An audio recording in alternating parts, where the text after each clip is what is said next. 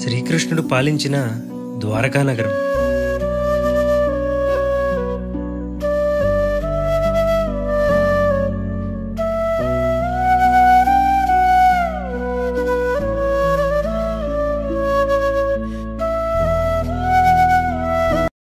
ఏమండి, పోలీసు వారి పహారాలో ఒక రాత్రి ఒక పగలు 24 మంది కమిటీ సభ్యులు, 7 సీసీ కెమెరాలు మరియు గ్రామ పెద్దల సహకారంతో అలంకారం చేశారండి మా అమ్మవారిని.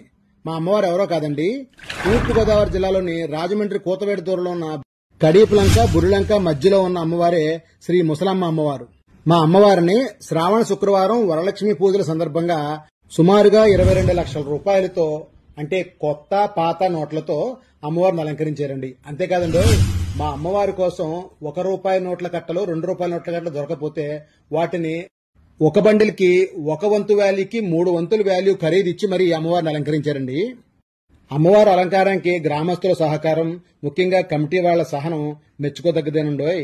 మా అమ్మవారిని ప్రతి పండక్కి ఒక్కోలా అలంకరించడం ఇక్కడ ఆనవాయితీగా వస్తుంది. అమ్మవారి అలంకారం అయితే సుమారుగా 3 రోజుల పాటు భక్తుల సందర్శనార్థం ఉంచుతారండి. అవకాశం ఉన్నవారు దర్శనం చేసుకోండి. అవకాశం లేనివారు మన వీడియో చూసిన వారు వేరే వాళ్లకు షేర్ చేసి ఆ దర్శన భాగ్యం కల్పించండి. మీ అందరికీ ఈ వీడియో ద్వారా ధనలక్ష్మి రూపంలో ఉన్న మా ముసలమ్మ వారిని చూపించినందుకు మాకు లైక్ ఇచ్చి శ్రీ మాత్రే నమః అని కానీ, జై ముసలమ్మ తల్లి అని కానీ కామెంట్ చేద్దురు.